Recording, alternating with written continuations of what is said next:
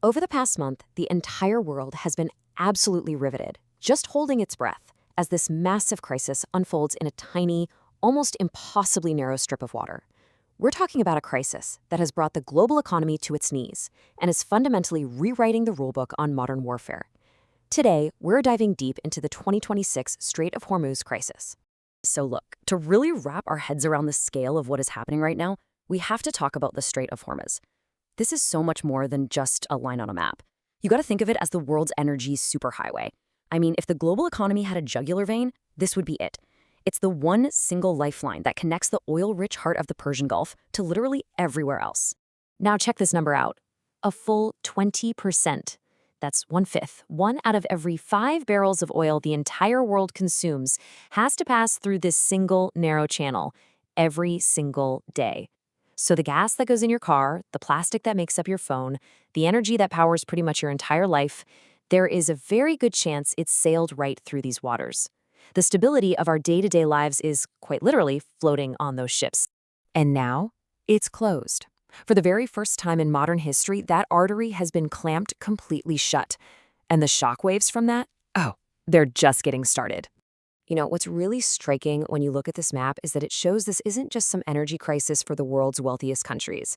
Take a look at those areas in dark red. For developing nations all across Africa and Asia, this thing has instantly turned into a food security emergency. It's a cascade effect, right?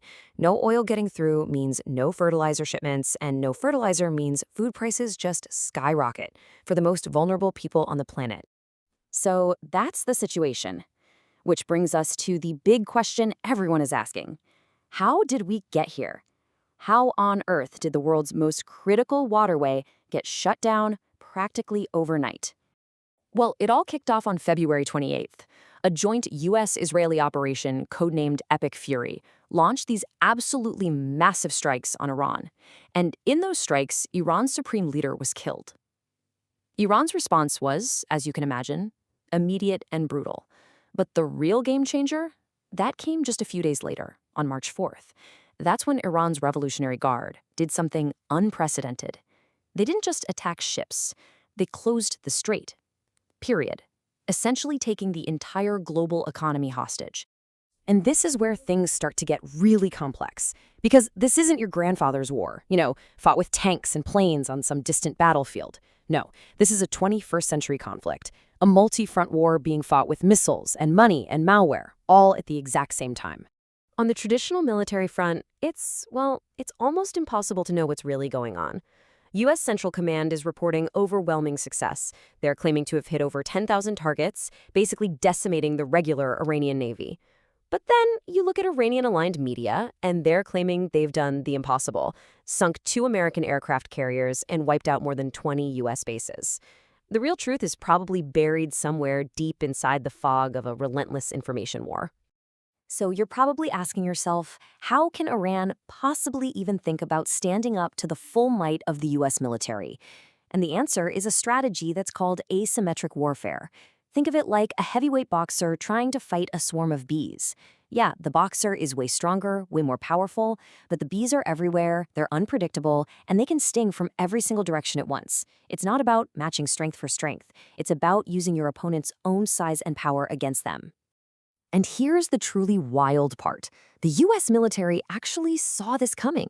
More than 20 years ago, they ran this massive, super expensive war game called Millennium Challenge 2002.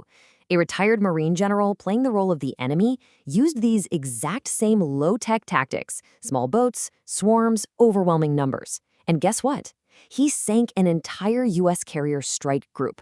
The results were so shocking, so utterly devastating, that they literally stopped the game, changed the rules, and restarted it, just so the U.S. side could win. It was a massive wake-up call that, it seems, nobody answered. And now, that simulation is playing out for real. This quote from a defense CEO just perfectly nails the terrifying new reality of naval combat. It's really just a simple, brutal math problem.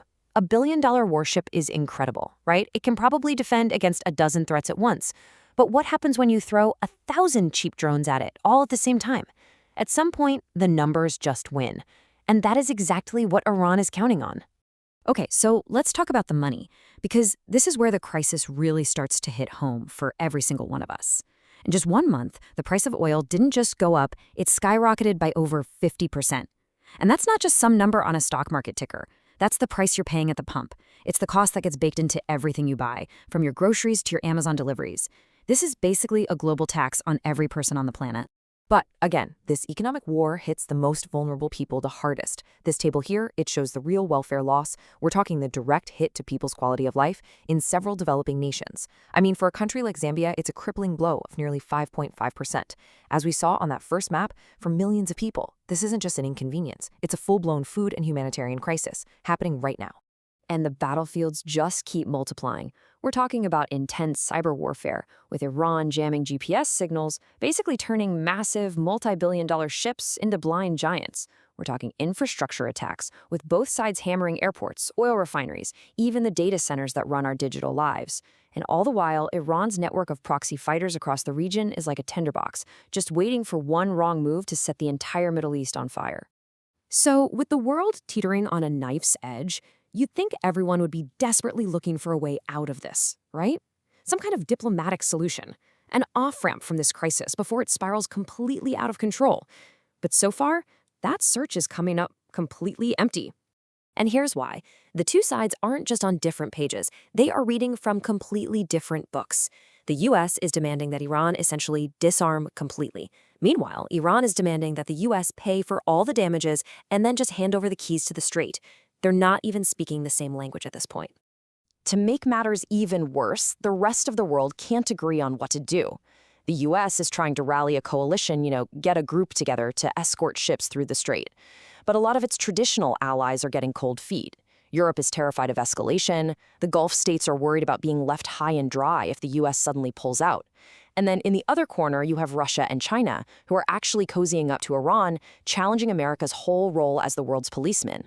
All of this leads us to the central and maybe the most difficult question of this whole conflict. In a war this messy, this complex, what does winning even look like anymore? And this brings us right to the central paradox of this war. If you look at the battlefield, the US is winning. By every traditional metric, targets destroyed, ships sunk, they are absolutely dominating. But if you step back and look at the big picture, they are failing, catastrophically. The Strait of Hormuz is still closed, the Iranian regime is still in power, and the entire global economy is in chaos. They are winning every single battle, but they seem to be losing the war. And this quote from a military analysis publication just hits the nail on the head. It perfectly captures the asymmetric reality of this fight. See, for a superpower like the United States, anything short of a quick, decisive victory can feel like a failure. But for a regional power like Iran, just surviving, just not losing, while inflicting immense pain on the rest of the world, well, that in itself is a kind of victory. And so we're left with this really unsettling question, a question that is probably going to define warfare for the next century, a question this conflict is forcing all of us to confront. In a world of asymmetric threats and interconnected, globalized pain, when does winning so much on the battlefield start to look an awful lot like losing the war?